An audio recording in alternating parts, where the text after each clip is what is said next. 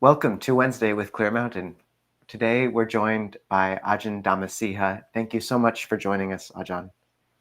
Thank you for having me on the Modena, for maintaining a podcast with many outstanding teachers. Thank you. And Ajahn joined us despite, I believe, a typhoon warning, or what was it? A cyclone. Cyclone. Okay. Southern Pacific is a cyclone. This is the same like a hurricane in the Atlantic. So if things get blown away, we'll know what's happening.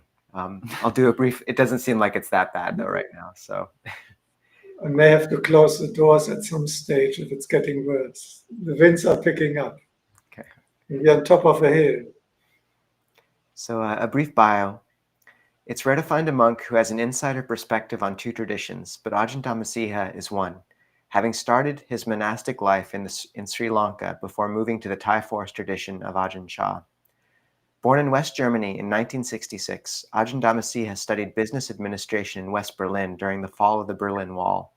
After encountering the Dhamma during extensive travels in India, he ordained as a Theravada Buddhist monk in 1995 at Nissarana Vanaya, Meetirigala in Sri Lanka, with the most venerable Pandita K, Jinavamsa, as his preceptor. His approach to practice was guided by the Suttas of the Pāli Canon, which he studied extensively in their original Pali language, and by the examples of senior monks like Venerable Ñānavimala and Venerable Nyanadipa. From 1998 on, he trained in the monasteries of the Ajahn Chah tradition in Australia. During this period, he was fortunate to receive teachings from some of the foremost living teachers of the Thai forest tradition, such as Ajahn Tui, Ajahn Plien, and Ajahn Anan on their visits to Australia. Since 2007, Ajahn Dhammasīha has served as the founding abbot of Dhammagiri Forest Hermitage, providing Dhamma teachings and overseeing the physical development of the first monastery in Brisbane associated with the tradition of Longpor Chah. So I visited Ajahn Dhammasīha before once, and it's great to see you again, Ajahn. And just to kind of leap right into the bio, which I had read there, I wondered if you would be willing to just speak a little more about the events in India that led you to move towards taking robes and ordaining. Okay, yeah. I had already spiritual aspirations. Could you put it a different way, that I don't have myself?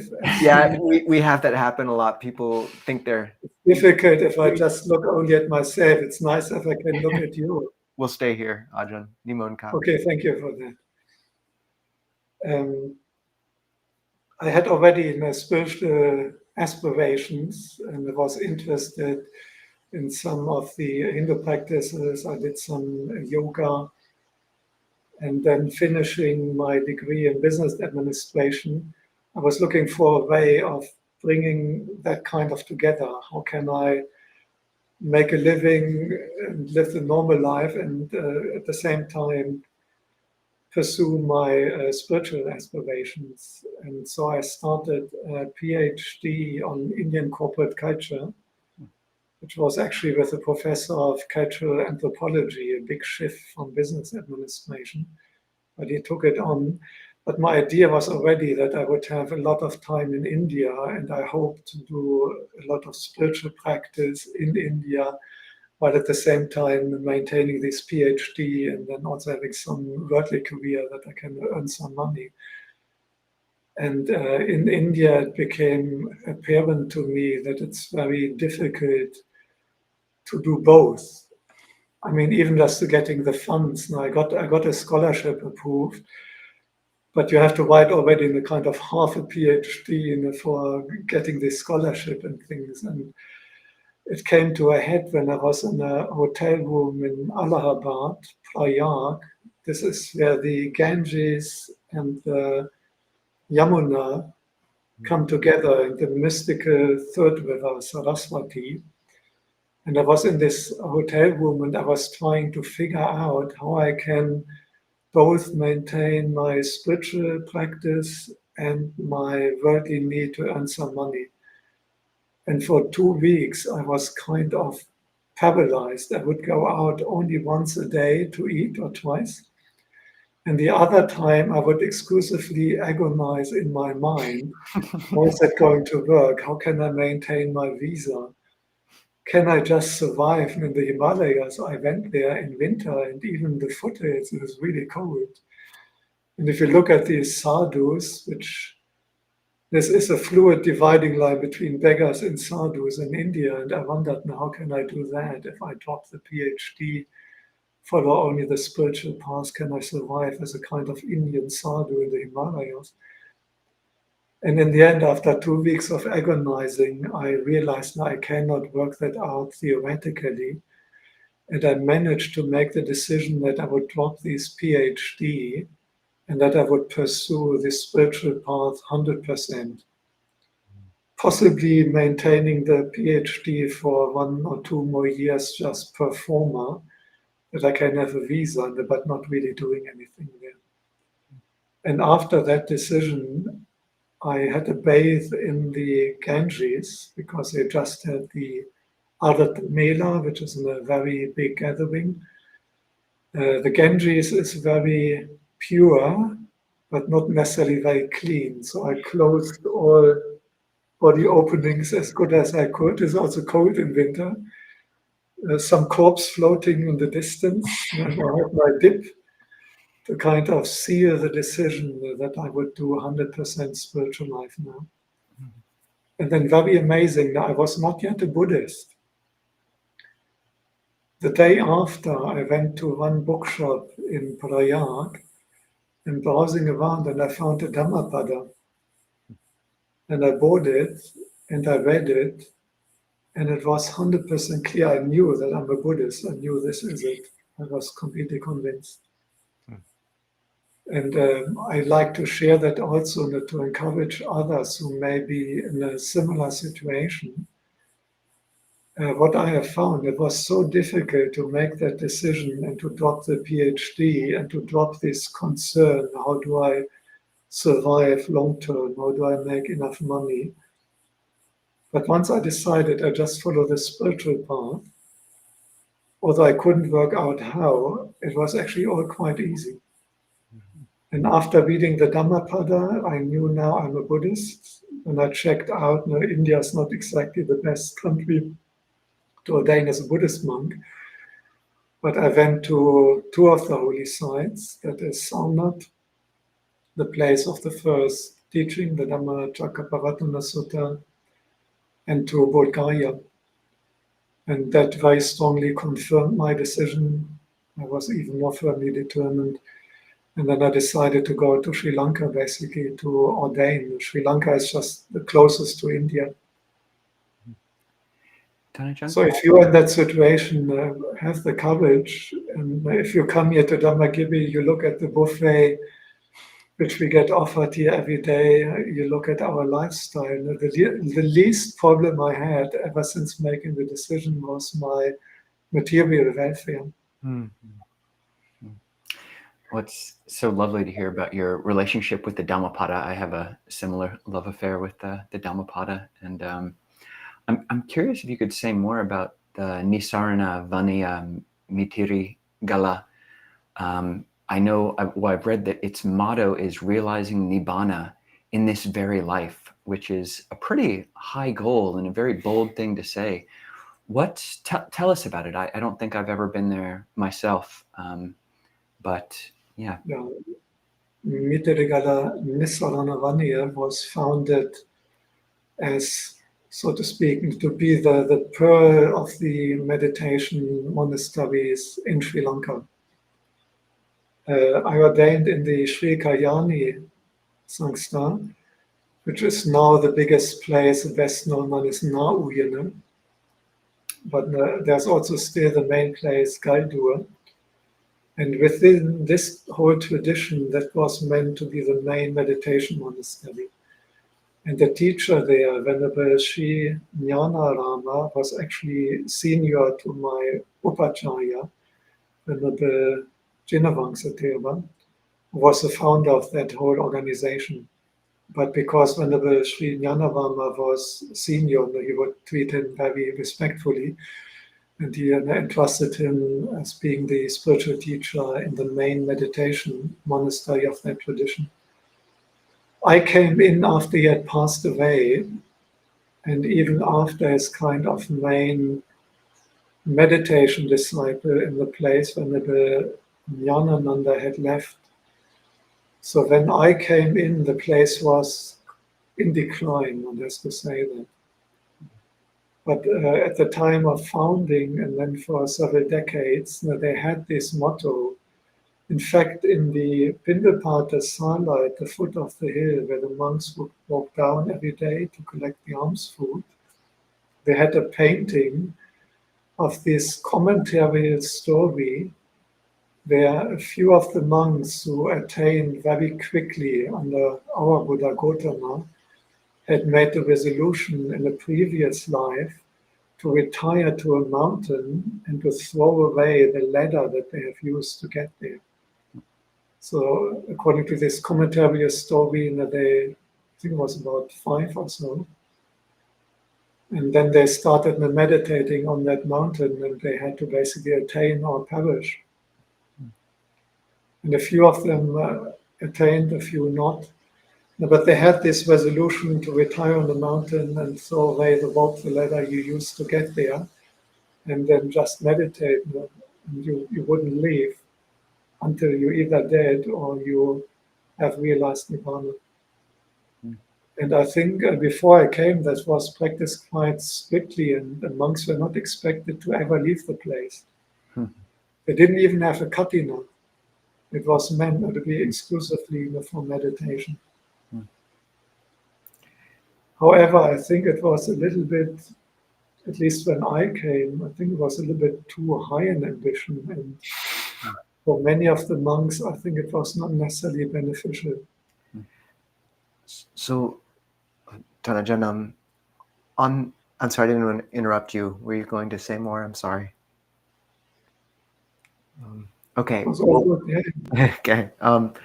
So, you point to an interesting dichotomy I've seen motion to in Sri Lanka, where on one hand, I've heard the study tradition is emphasized a great deal in Sri Lanka. And on the other hand, you do have some of these luminaries, such as, Ñānapōnika or Ñānavīra, these different, very well-versed monks, but also who people point to as guides in practice as well. And certainly this monastery seems to fall into that category. So could you just speak to what is the Western monastic scene like in Sri Lanka compared to the Thai forest tradition? You've had the unique experience of being in both and getting a glimpse of both traditions. Yeah, first, as a caveat, now I would be talking about 25 years ago. And I'm not that very clued in. I had another 6-week visit in Sri Lanka in 2006. Even that is almost 20 years. So I can't really give you a very good description of the current situation. Compared to Thailand, I think it is much more individualistic. And many of the monks, Western monks I met in Sri Lanka those days, they had more the inspiration or ambition to live rather solitary. They would often not have such great faith and devotion into a particular teacher in terms of a living human being, but many had great faith in the early Pali Canon and the scriptures and would use that as their guidance.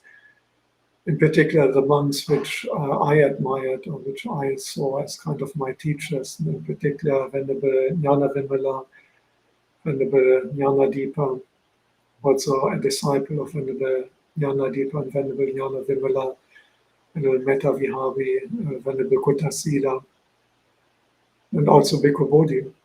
I think that were my main influences.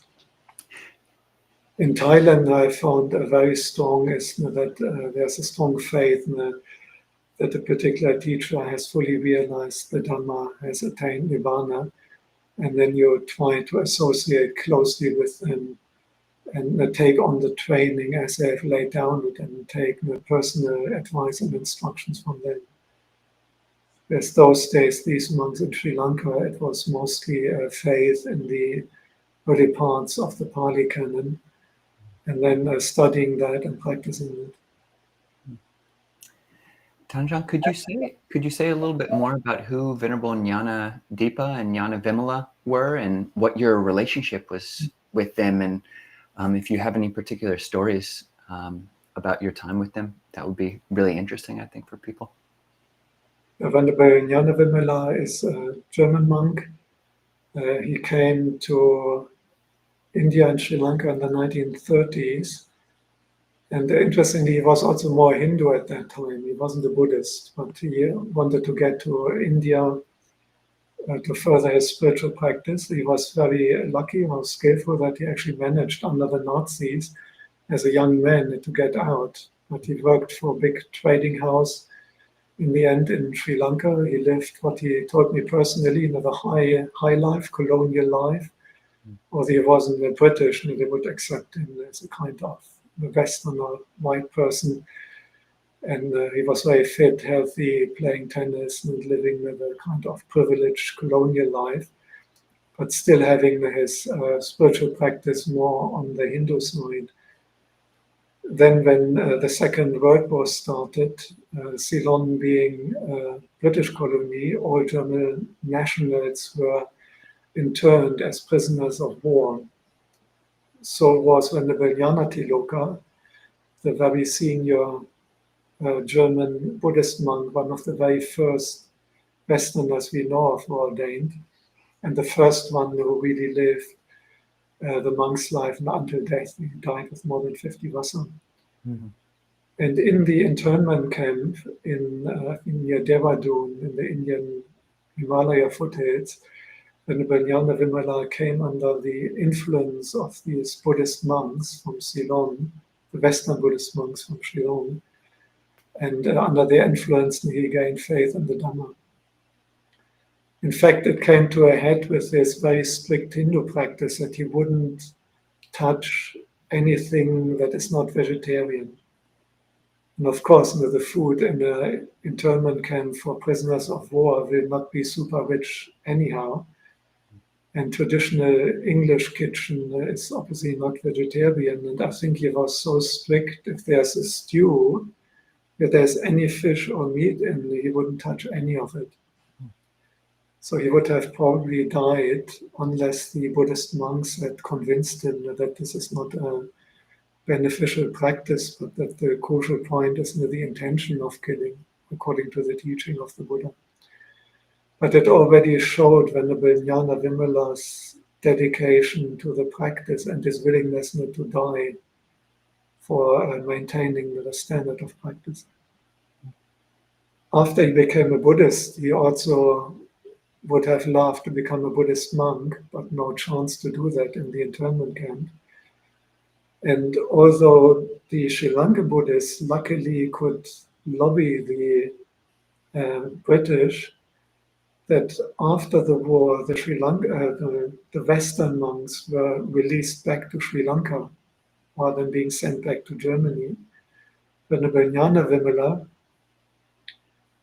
not being a monk yet, was actually sent back to Germany, which is an extremely difficult place to practice. He told me personally, he realized that it will be very, very hard to practice now, although his whole ambition was only Dhamma practice with the full of his ability and becoming a monk, but no chance.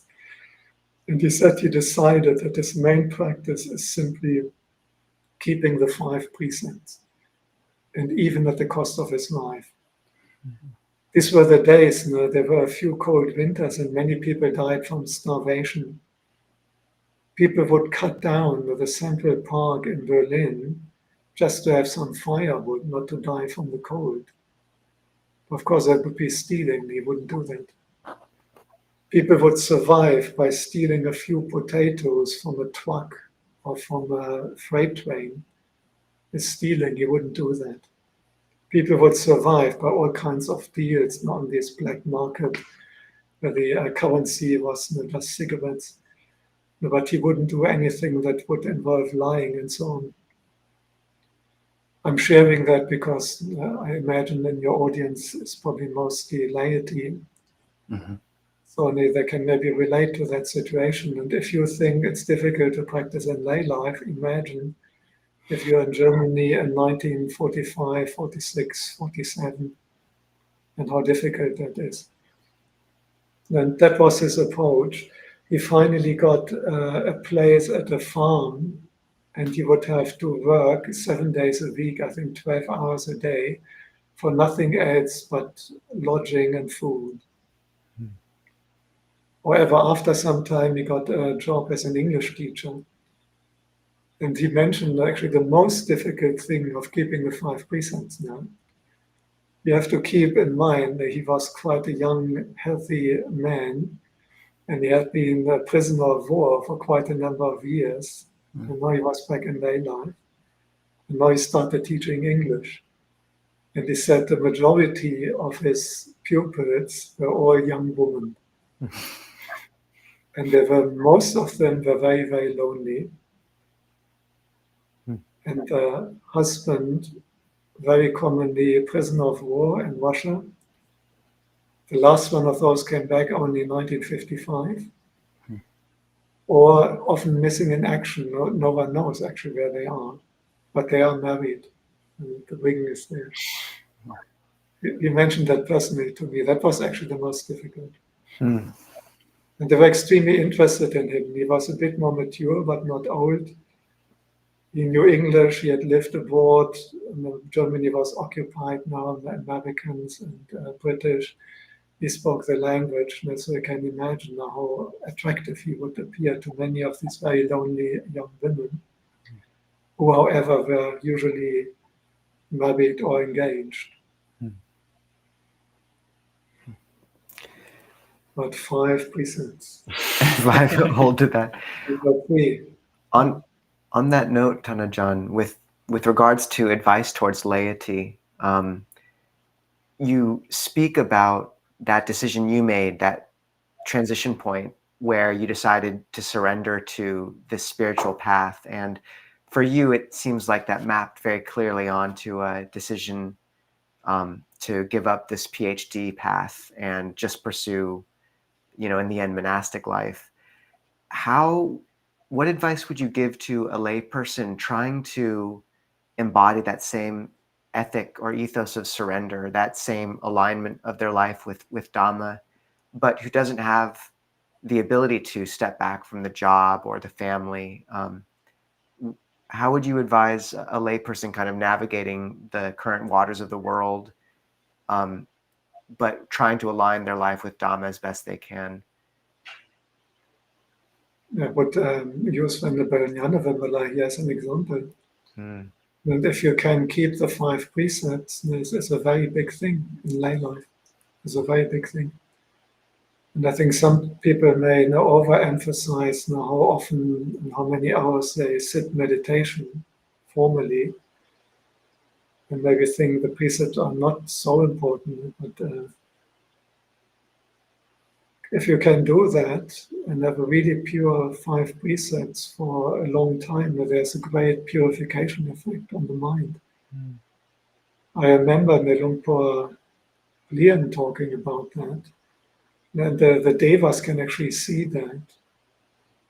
A person, even in lay life, but if they have very pure 5 precepts and faith, they appear already much brighter to the spirits and devas.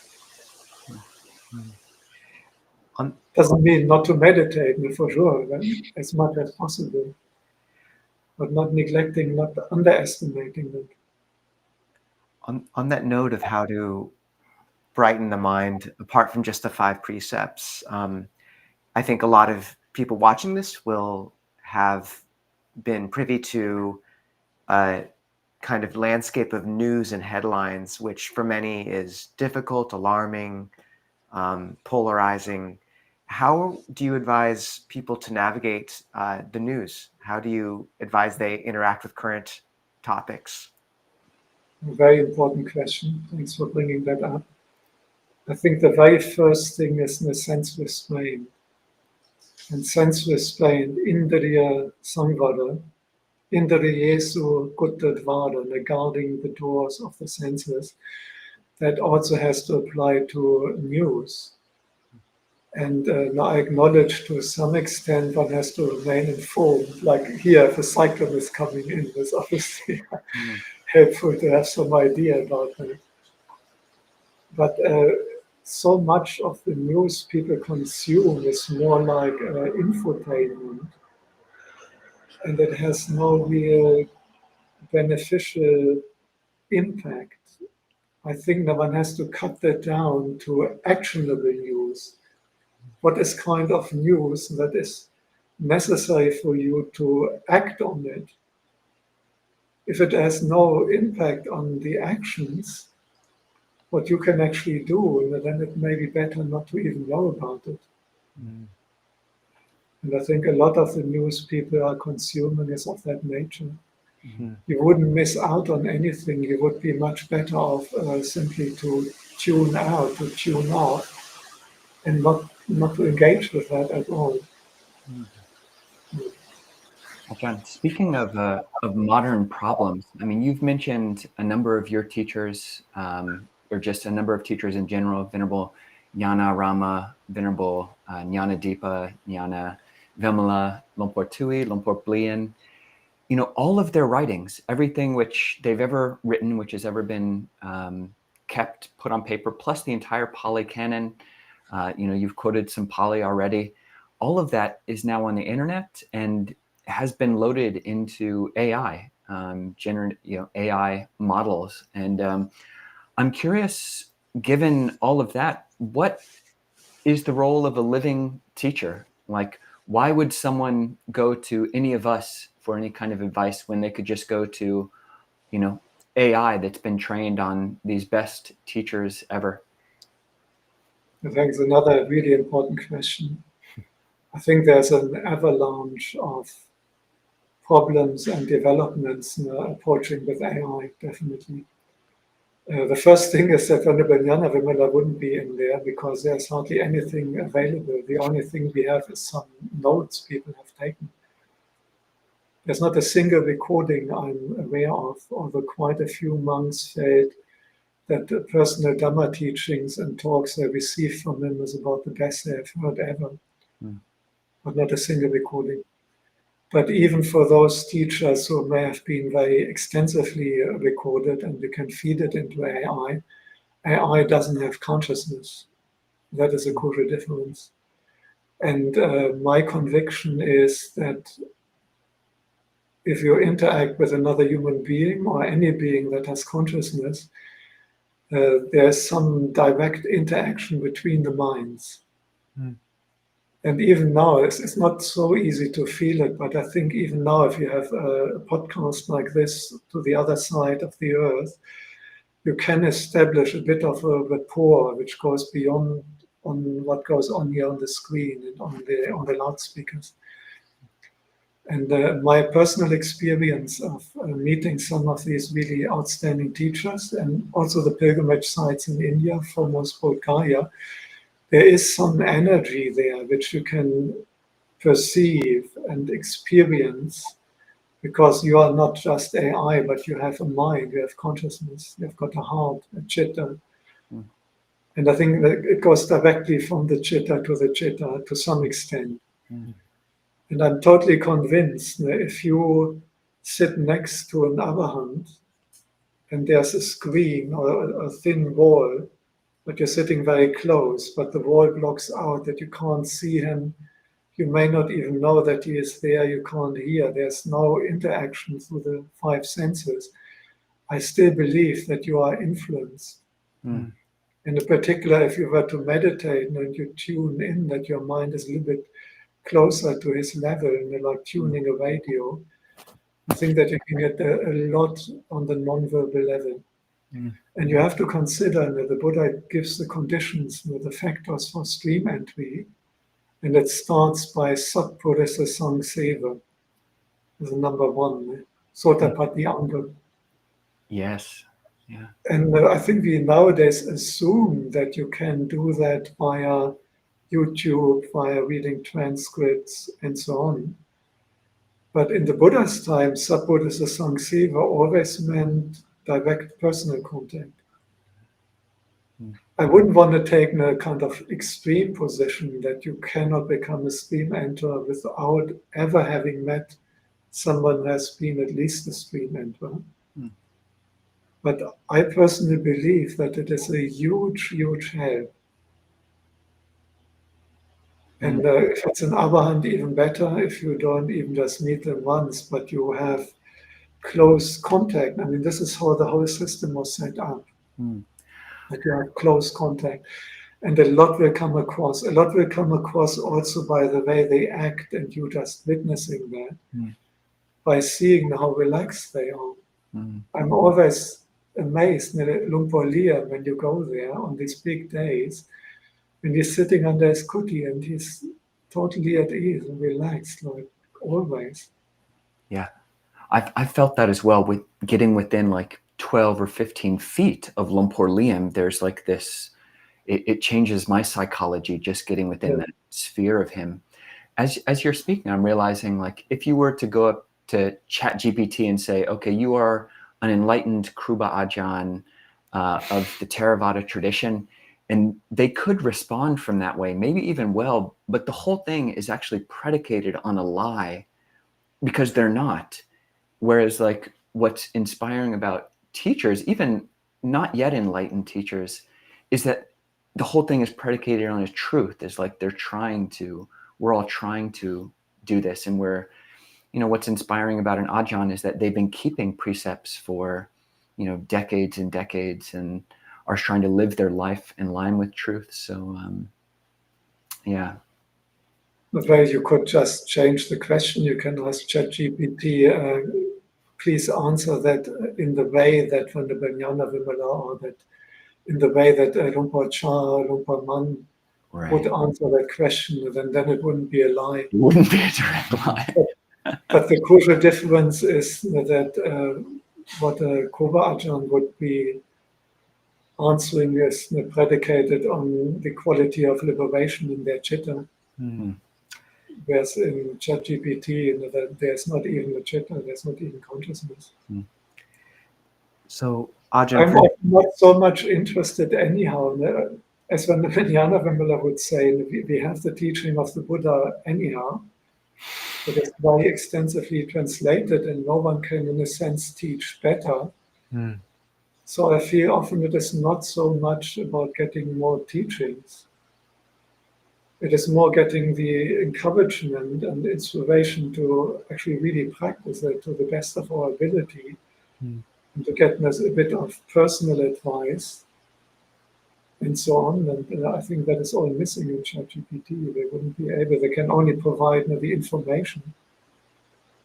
There's also no feedback in ChatGPT responding to your personal situation and your personal level of parami.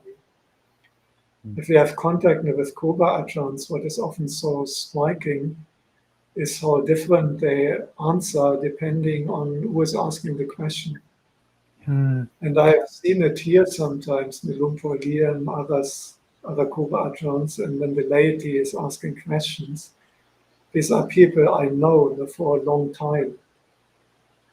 And sometimes even to the extent that superficially it sounds like the Ajahn has missed the question.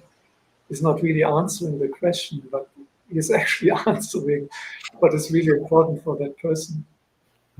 The ChatGPT could never do that.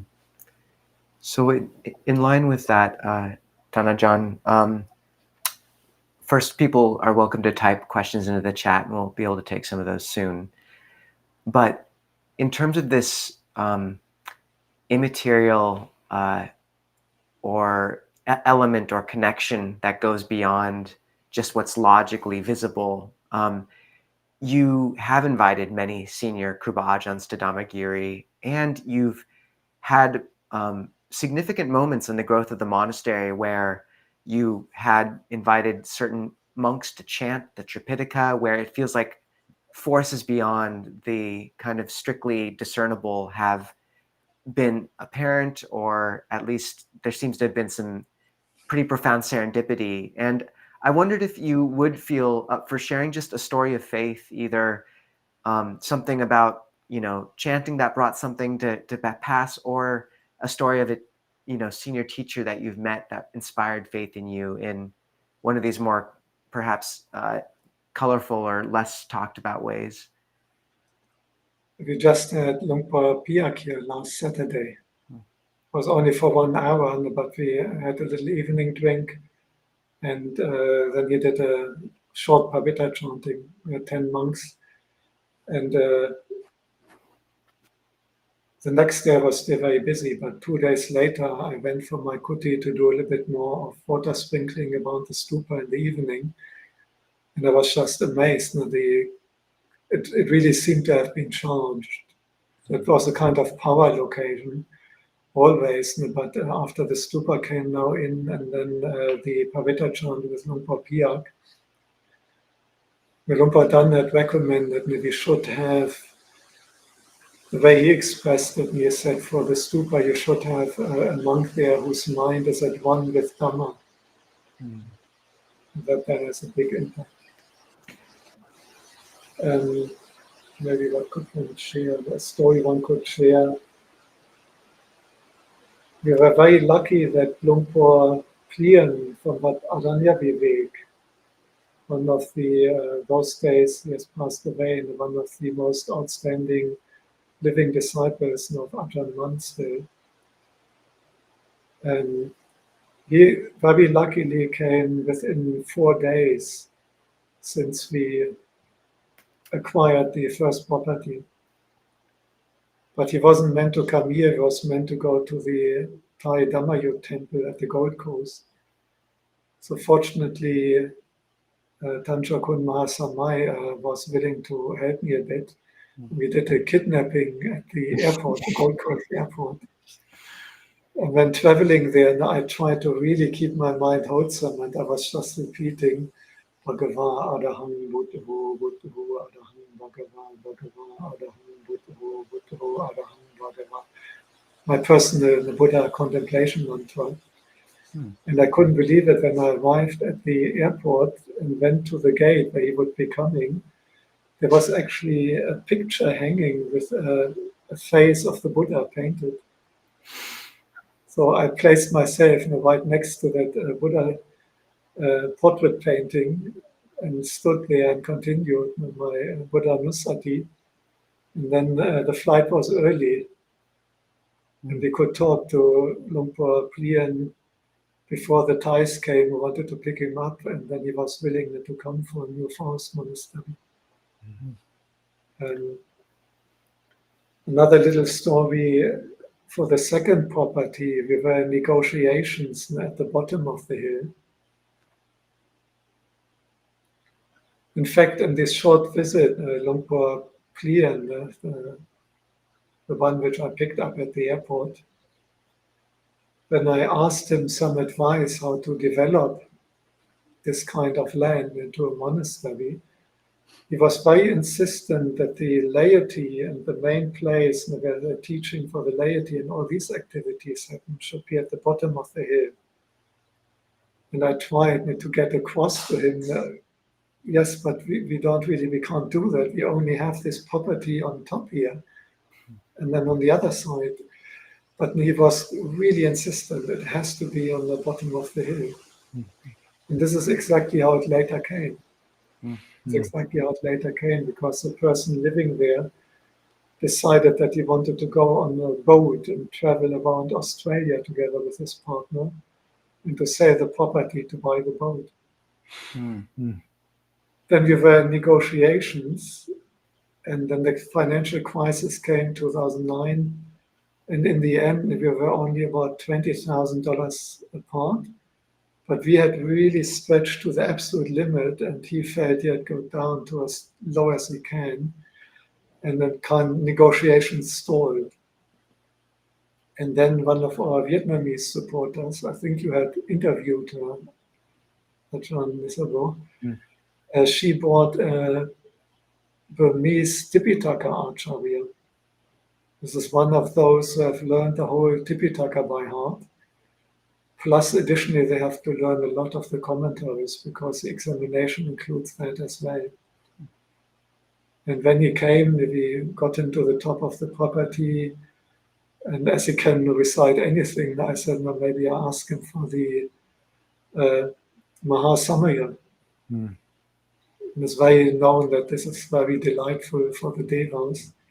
And I explained the situation that we are in these negotiations for the property at the bottom, and whether he can chant that, and whether the devas can maybe help a little bit. And I always had great faith in the Mahasamaya Sutta and that the devas like it. But I didn't anticipate that it would work within 1 hour.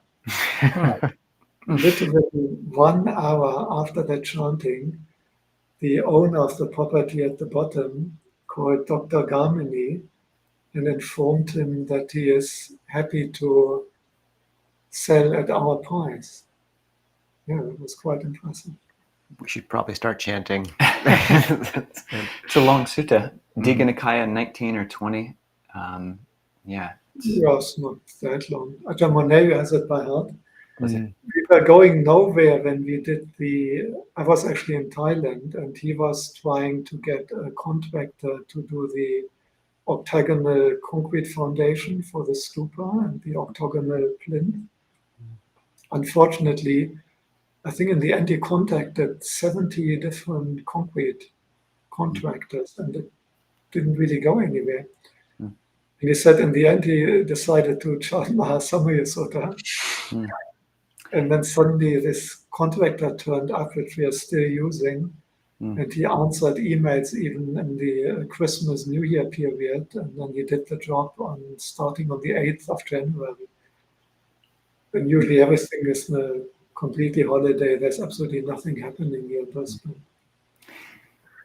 Tan Ajahn, I'm curious, something that I learned about your biography, I think just you had mentioned it in a talk, is that you actually had Lyme disease at one point. And that's a really it can be an extremely debilitating autoimmune disorder. And I'm curious if you could speak to how you dealt with that mentally, because I know. Yeah. I think I was able to knock it out. The official position is that Australia doesn't have Lyme. However, there are websites where people register, and there's hundreds and thousands of people who quite apparently did get it. And in my case, I have not the slightest doubt, because I had the bull's eyes rash, which is a super obvious symptom. And I went to a Sri Lankan doctor who conferred with another Sri Lankan doctor in the same surgery, and who called his professor back in Sri Lanka, sending a photo, and she also confirmed it. So I take it as a confirmed case of Lyme. But because I got the bull's eyes rash, you have to be careful. If you have the bull's eyes rash around a tick bite, it's definitely Lyme disease. But you can also have Lyme disease without the bull's eyes rash ever manifesting. However, because I had it, I immediately took quite strong antibiotics, which I usually avoid. But in this case, I did it, and I did even take more than the normal recommendation, because a lot of that is controversial about Lyme. I'm not sure whether you're aware, Lyme is a place on the East Coast in the US, close to New York. And it's, what is this bay from New York between Long Island and the mainland? Not sure. Me neither.